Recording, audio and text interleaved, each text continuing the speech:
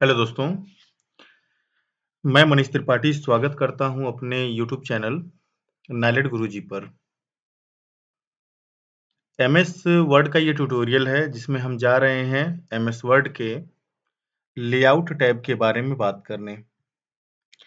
आप देख सकते हैं लेआउट टैब आपका ये होता है एमएस वर्ड में, जिसमें यहाँ से लेके यहाँ तक कई सारे ऑप्शन होते हैं। इनको अब कैसे यूज़ करना है, चलिए हम यहाँ पे देखते हैं। सबसे पहले हम इक्वल्स रैंड लिखेंगे, ब्रैकेट करके बंद एंटर कर देंगे, तो कुछ पैराग्राफ आपके बाय डिफ़ॉल्ट यहाँ आएँगे। पैराग्राफ आने के साथ-साथ आप देख सकते हैं कि ऊपर से कुछ जगह छूटी हुई है, लेफ्ट से कुछ जगह छूटी हुई है, राइट से भी कुछ जगह छूटी हुई है। इन जगह को और अच्छे से देखना होगा तो कंट्रोल के साथ ये दबाइएगा फॉर सेलेक्ट ऑल और कंट्रोल जे के साथ जस्टिफाई अलाइनमेंट लगा देंगे। इससे आपका इधर भी टेक्स्ट बराबर रहेगा और इस साइड में भी टेक्स्ट आपका बराबर दिखेगा। अब पहले अगर हम बात करते हैं मार्जिन का, तो मार्जिन में देखिए होता है कि चारों से कितनी-कितनी जगह छोड़े, उसकी होती है सेटिंग। बाय डिफ़ॉल्ट ये नॉर्मल वाला रहता है। नैरो कर देंगे तो चारों ओर देख सकते हैं आधा-आधा इंच जगह ये छोड़ेगा और आपको थोड़ा-सा चारों ओर कम जगह मिलेगी आपको। ये यहाँ से पूरा हो जाएगा। फिर मार्जिन में आते हैं, मॉडरेट कर देते हैं तो दो तरफ 1-1 इंचेस है, बाकी तरफ 0.75 इंचेस है। देख सकते हैं इधर 1 इंच है, इधर 0.75 इंचेस है। उसके बाद वाइड अगर कर देते हैं तो लेफ्ट राइट में 2 इंच होगा, ऊपर नीचे 1 इंच होगा। ठीक है? और उसके बाद मिरर्ड कर देंगे तो आपका कुछ इस तरह से होगा। ये तब के लिए होता है जब आप दोनों साइड पे प्रिंटिंग करने वाला सेटिंग किए रहते हैं। बाकी अपने हिसाब से करना होगा तो कस्टम मार्जिन में आप आ जाएँगे, कस्टम मार्जिन में यहाँ से वैल्यूज़ आप दे सकते हैं। फॉर एग्ज़ाम्पल मैंने यहाँ 1 दे दिया, यहाँ 1 दे दिया, यहाँ 1 दे दिया, यहाँ 1 दे दिया। ठीक है? चारों तरफ 1 देने के बाद हम कर देंगे ओके। आप देख सकते हैं चारों तरफ 1-1 इंचेस की आपकी सेटिंग हो गई है। ठीक है? ओरिएंटेशन देखा जाए तो किसी भी सॉफ्टवेयर में अगर जब प्रिंट आउट निकालने जाएँगे, तो आइकन में आप देखिए या तो खड़े पेज पे आप प्रिंट निकाल सकते हैं या तो चौड़े पेज पे प्रिंट निकाल सकते हैं।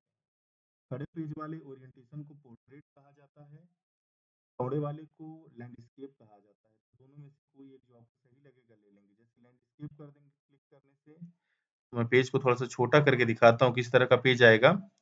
ये आपका लैंडस्केप पेज है, लेकिन उसी ओरिएंटेशन में जब जाके पोर्ट्रेट पे हम क्लिक करेंगे, ऐसे लंबा-सा पेज आएगा। ओरिएंटेशन में हम पोर्ट्रेट फिलहाल ले लेते हैं, ठीक है?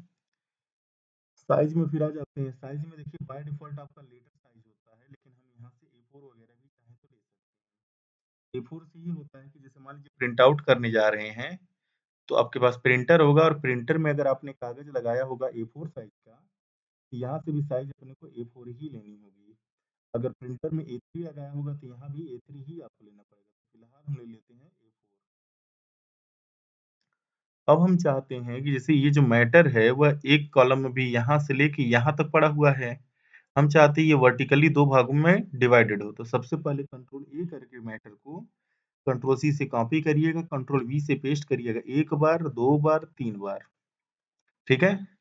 3 बार पेस्ट कर देने से क्या होगा वही सेम मैटर आपका इसे आएगा। एक ही कॉलम में अभी भी है। तो कॉलम में आ जाइएगा, यहाँ पे 2 कॉलम मिल जाएगा। आप देख सकते हैं कि वही मैटर आपका 2 कॉलम में दिख रहा है।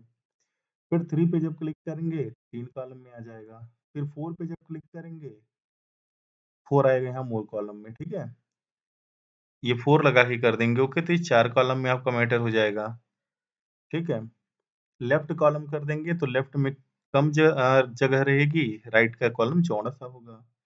फिर यहाँ पे जब राइट कॉलम लगा देंगे तो लेफ्ट वाला चौड़ा होगा, राइट वाला थोड़ा-सा पतला होगा, ठीक है?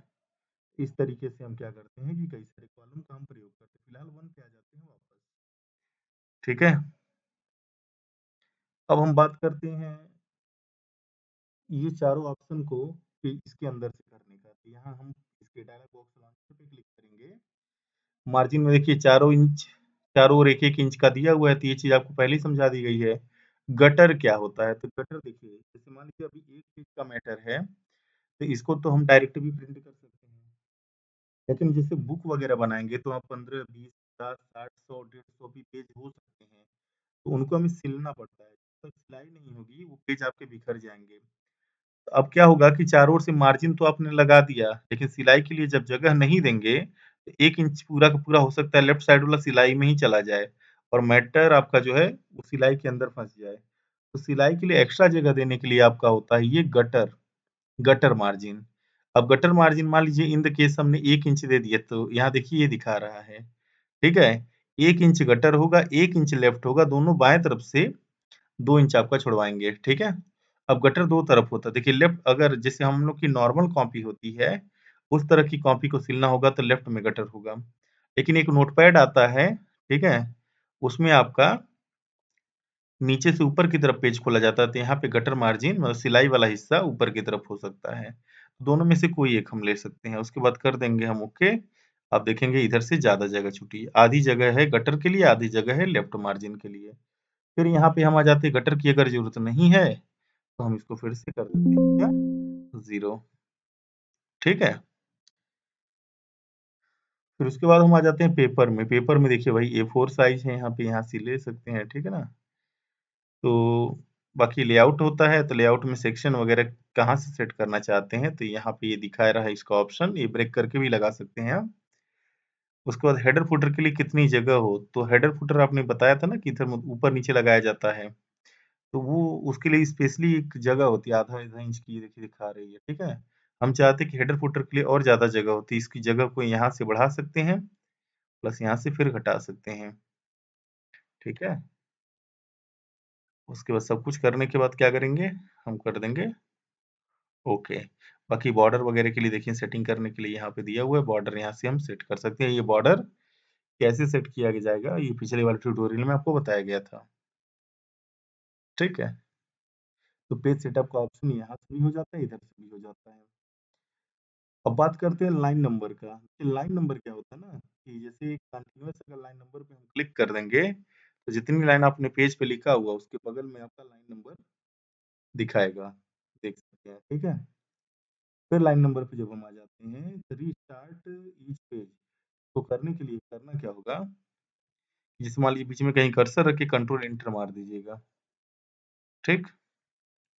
तो आपकी देख सकते हैं 16 लाइन इधर है, ठीक है?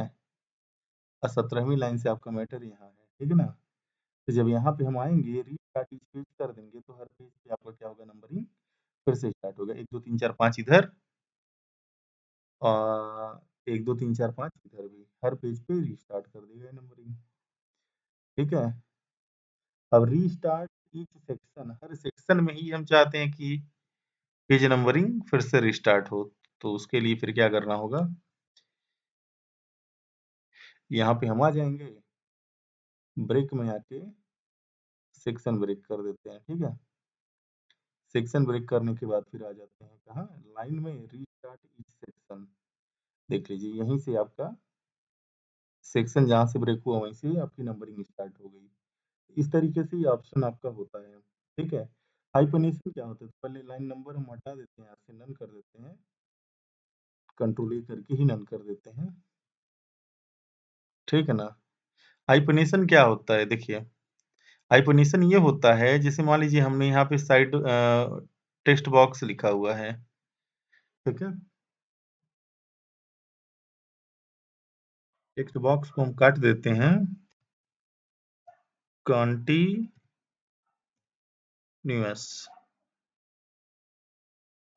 कंटीन्यूअस की स्पेलिंग थोड़ी सी गड़बड़ है।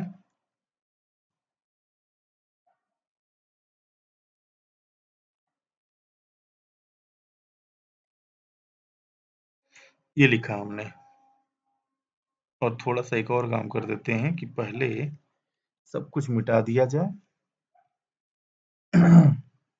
लेफ्ट अलाइनमेंट लगा ही है, इक्वल्स टू कर देते हैं रेंड, एंटर करते हैं तो ये पैराग्राफ यहाँ आ जाता है। अब पेस्ट इन में हम कुछ लिखेंगे, लाइक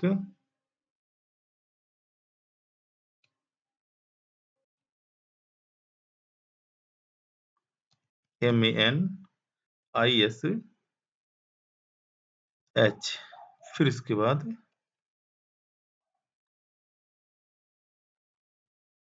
स्पेस दे दिया।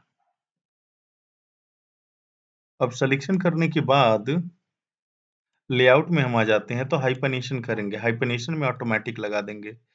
हाइपरनेशन है क्या? देखिए, जैसे कुछ शब्द जब यहाँ से लिखता है और वो इससे भी ज़्यादा बड़े होते हैं, तो अपने आप उसको नीचे कर दिया। हम क्या चाहते हैं कि जो मैटर आपका लिखे, जितना हो पाए इधर लिखे और बाकी उसका अगला हिस्सा नीचे लिखे और यहाँ एक हाइपन जुड़ा हुआ हो जो ये बताए कि इसका अगला पार्ट आगे चला गया है, ठीक है? तो उसी के लिए प्रयोग किया जाता है हाइपरनेशन का। आई बात समझ में? बाकी अब ब्रेक की बात कर लेते हैं। तो ब्रेक में देखिए कई प्रकार के ब्रेक होते हैं। फॉर एग्जाम्पल पहले होता है पेज ब्रेक। अब पेज ब्रेक क्या है, कौन सी आपत्ति है, विपत्ति है? देखिए, कर्सर कहीं बीच में रखेंगे। पेज ब्रेक का मतलब ऐसा नहीं होता कि पेज को ब्रेक कर देंगे, पेज फाड़ देंगे। उसके मैटर को दो पार्ट में डिवाइड कर देंगे। तो उसके लिए कर्सर हमें बीच में रखना पड़ेगा, या तो कंट्रोल दबा के एंटर कर दें तब भी वही काम हो जाएगा, और नहीं करना चाहते हैं तो कर्सर तो रखिए बीच में, हम कर देंगे पेज ब्रेक। देखिए फिर वही काम हो गया आपका, कि आपका मैटर दो पार्ट में डिवाइड होगा, एक पार्ट आपका ऊपर होगा, एक पार्ट आपका नीचे होगा, ठीक है? अब इसको कंट्रोल जेड करके वापस कर देते हैं, ठीक है ना? कॉलम ब्रेक क्या होता है? तो कॉलम ब्रेक समझने के लिए पहले कंट्रोल ए करके कंट्रोल सी करिए और उसके बाद ढेर सारा पेस्ट कर दीजिए, ठीक है? या ढेर सारा नहीं, एक बार जरूर पेस्ट कर दीजिएगा, ठीक है ना? अब ब्रेक में आते हैं, सॉरी ब्रेक से पहले कॉलम में आते हैं और यहाँ पे कर देते हैं 3 कॉलम, ठीक है? 3 कॉलम जब कर देंगे तो देख लीजिए अभी 2 कॉलम में ही मैटर चल रहा है, तीसरे में तो है नहीं। और तीसरे में जब तक दूसरे में जब तक भरेंगे नहीं, तीसरे में जाएंगे नहीं। तो हम चाहते हैं क्लिक करें तीसरे में और तीसरे में पहुंच जाएं, तो कितना भी हम क्लिक करेंगे रहेंगे दूसरे में ही। हम चाहते हैं बिना दूसरे को कंप्लीट किए तीसरे में पहुंच जाएं, तो उसी के लिए होता है कॉलम ब्रेक। ब्रेक में आके जब कॉलम ब्रेक करेंगे तो सीधे दूसरे से तीसरे में पहुंच जाएंगे। याद रखिए कि दूसरा भरा नहीं है, तीसरे में आ गए, और तीसरे में जाके आप अपना मैटर चाहे तो लिख सकते हैं, ठीक है? फिर इसको हम कॉलम 1 कर देते हैं अगर चीजें समझ में आ गई हैं, ठीक है ना? फिर ब्रेक में आपका आता है टेक्स्ट रैपिंग। इसको अभी थोड़ी देर में हम डिस्कस कर लेंगे क्योंकि इसके लिए ऑब्जेक्ट बनाना पड़ेगा, ठीक है? अब देखिए जैसे ये मैटर है तो इसमें सेक्शन ब्रेक आते हैं ढेर सारे। अब सेक्शन ब्रेक का सेंस जैसे ये वाला है, ठीक है? ब्रेक में आके कर्सर रख के वहीं पे नेक्स्ट पेज कर देंगे तो मैटर आपका वहां से यहाँ तक नीचे आ जाएगा, ठीक? अब इसको ऐसे समझिए, ये अलग सेक्शन, ये ऊपर बन गया, नीचे वाला अलग सेक्शन हो गया। अब जैसे अगर एक सेक्शन होता, कॉलम में आते और 2 मारते तो एक इधर आ जाता मैटर, एक इधर आ जाता मैटर। और अगर इसको कंट्रोल ए, कंट्रोल सी और कंट्रोल वी कर दिया गया होता तो आप देख सकते हैं हर पेज में उसी तरह से दो दो कॉलम बनते चले जाते हैं, ठीक है? हम चाहते हैं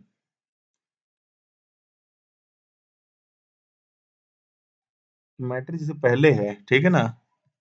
यहाँ से हम इसका सेक्शन ब्रेक कर दें, कंट्रोल जेड करके वापस आए, ठीक है ना? तो नेक्स्ट पेज जब करेंगे तो ये मैटर आपका नीचे आ गया, ये मैटर आपका ऊपर हो गया। अब इधर हम क्या करते हैं, ये चीज में कहीं बीच में कर्सर रख लेते हैं, कॉलम में आके हम कर देते हैं क्या, 2। तो इसका मैटर देखिए दो कॉलम में, एक कॉलम इधर है, एक कॉलम इधर है, ये हो गया है।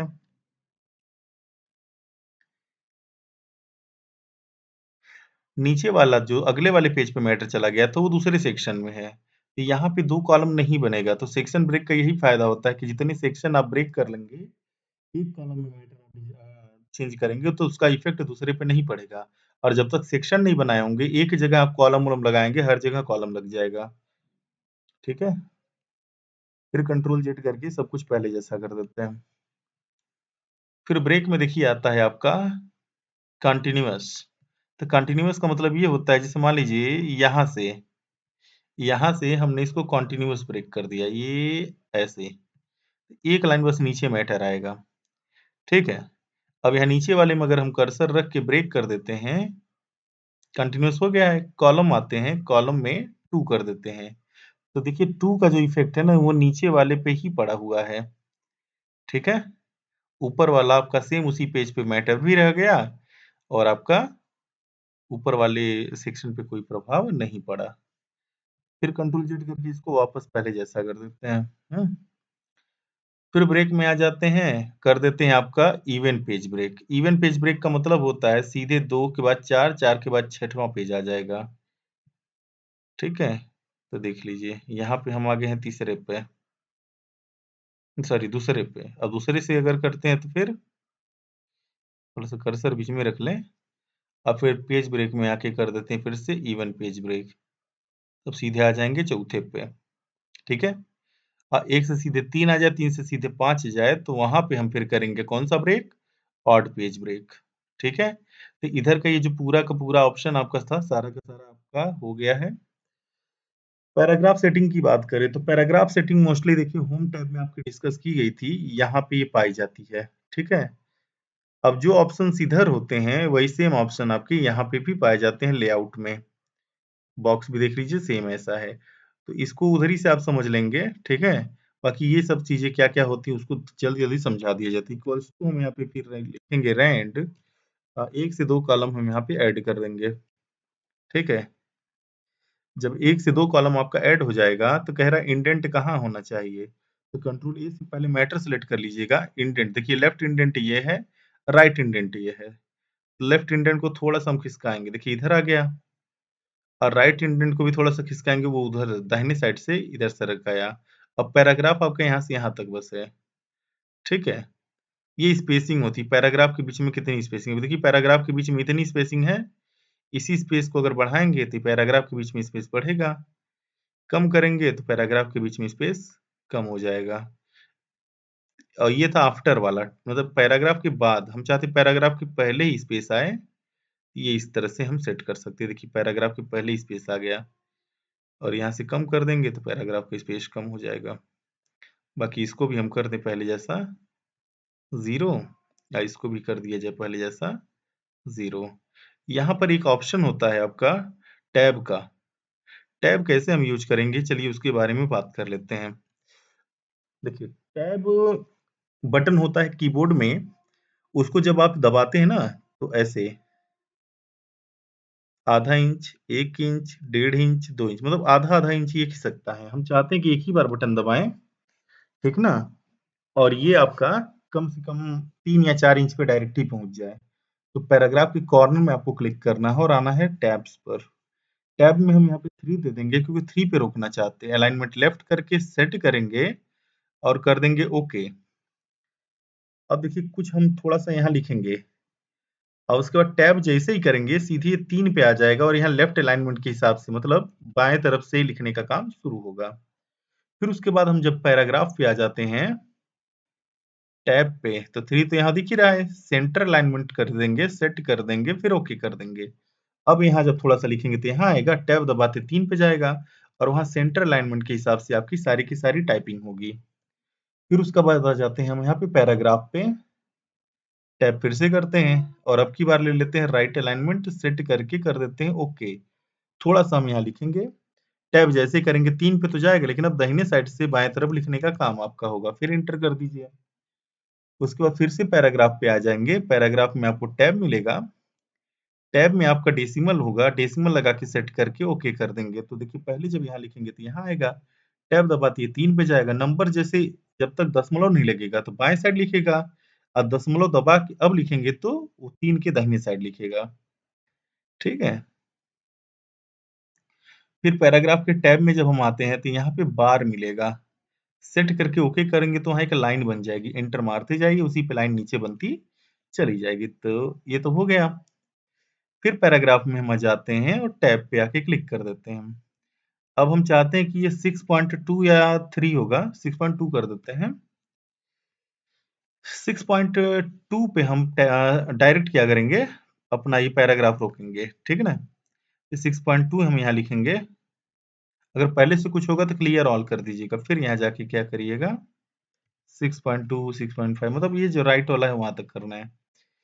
नन पहले यहाँ लगा हुआ था तब तो ये सब काम किए, अब हम ये डॉटेड लगा के करते हैं सेट और कर देते हैं ओके। टैब जैसे ही दबाएँगे ये पहुँचेगा वहाँ तक, फिर एंटर मार देंगे, फिर टैब दबाएँगे, एंटर कर देंगे, टैब दबाएँगे, एंटर कर देंगे। तो ये सीधे टैब स्टॉप पे पहुँच रहा है और वहाँ तक फिल क्या करते जा रहा है डॉट डॉट, ठीक है? अब एक आध हम यहाँ पे ऑब्जेक्ट बना के देखते हैं। जैसे इंसर्ट में हम आते हैं, शेप में आते हैं और ज़्यादा नहीं कुछ सर्किल बना देते हैं यहाँ से। एक सर्कल ये है, ठीक है? और उसके अंदर एक आध सर्कल हम और बना के इसका कलर वगैरह लगा देते हैं, ठीक है? अब कंट्रोल दबा के इसको और इसको दोनों को कर लेते हैं सेलेक्ट। आ जाते हैं लेआउट में। लेआउट में देखिए पोजीशन है ये, ठीक है ना? एक ऑब्जेक्ट के अंदर दूसरा ऑब्जेक्ट कहाँ रहना चाहिए? जैसे चित्र में दिखा रहे छोटा वाला ऑब्जेक्ट किधर होगा? ये देखिए टोटल सेटल वैसे ही हो जा रहा है। ये पेज पे गया होगा। पेज को थोड़ा छोटा कर दिया जाए जिससे पूरा प्रीव्यू आपको दिख सके। ठीक है ना? देखिए यहाँ पे पेज पे ऑब्जेक्ट भी है और उसमें ऑब्जेक्ट अंदर वाला भी कहाँ है। ये सब सेंटर में दोनों आ गए, ये नीचे आ गए, ये इधर आ गए, ये इधर आ गए। तो यही करने के लिए इसका प्रयोग किया जाता है। अब रैप टेक्स्ट क्या होता है? तो रैप टेक्स्ट के लिए पहले हम इसको कर देते हैं डिलीट। इक्वल्स टू रैंड लिखेंगे और रैंड लिख के कर देंगे एंटर। जूम करके थोड़ा बड़ा कर देते हैं टेक्स्ट को, है ना? ये आपको बताया जा चुका है वैसे। इंसर्ट में पिक्चर आया था, पिक्चर फ्रॉम दिस डिवाइस किया था हमने। उसके बाद डेस्कटॉप से कोई बोला था फोटो आप ले लेंगे, तो फॉर एग्जांपल हमने ये ले लिया। फोटो को थोड़ा सा छोटा कर देना है, ठीक है? और फोटो एनी हाउ लेके चलनी है बीच में। फोटो सेलेक्ट होगा तो लेआउट में आइएगा। लेआउट में रैप टेक्स्ट होगा, जैसे स्क्वायर कर देंगे उस फोटो के चारों ओर स्क्वायर के रूप में आपका टेक्स्ट आ जाएगा। फिर यहाँ जाएंगे टाइट कर देंगे तो टाइट करने से भी आपके अगल बगल में ही टेक्स्ट रहेगा। लाइन थ्रू कर देंगे कि अगर ये सीधा है तब तो स्क्वायर जैसा ही दिख रहा है, अगर ये सीधा नहीं होता तो बीचों बीच में भी आपके टेक्स्ट उसके चले जाते हैं। ठीक है, टॉप एंड बॉटम कर देंगे तो ऊपर नीचे बस टेक्स्ट रहेगा। बिहाइंड टेक्स्ट कर देंगे तो ऑब्जेक्ट टेक्स्ट के पीछे, इन फ्रंट कर देंगे तो ऊपर। ऐसे करके आपका ये बेसिकली होता है। ठीक है, अब कंट्रोल।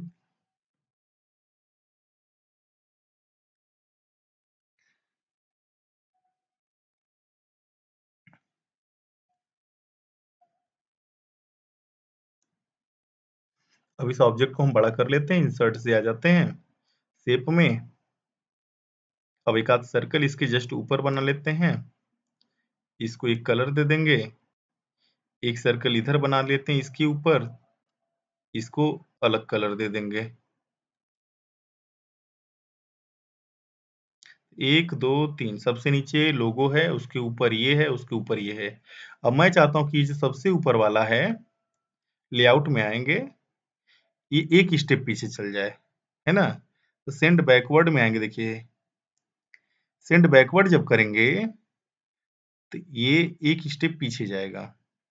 एक स्टेप ऊपर लाने के लिए क्या करेंगे, तो सबसे नीचे वाले को पकड़ते हैं। एक स्टेप उसको ऊपर लाने के लिए क्या करेंगे, ब्रिंग फॉरवर्ड कर देंगे। आप देख सकते हो वो एक ही स्टेप है ना? काले वाले को एकदम पीछे भेजना है तो सेंड टू बैक कर देंगे। सबसे काले वाले को सबसे आगे लाना है तो ब्रिंग टू फ्रंट कर देंगे।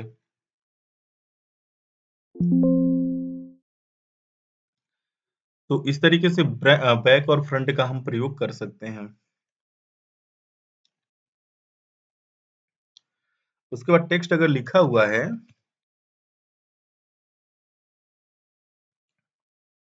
और ये ऑब्जेक्ट आपने यहाँ बीच में रख दिया,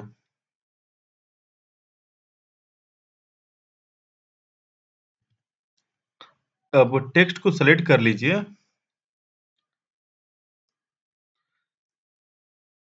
यहाँ पे है bring in front of text.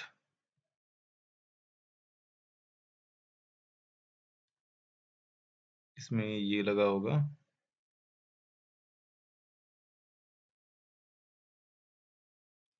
Object in front of text, मतलब ऑब्जेक्ट हम ले लेते हैं पहले।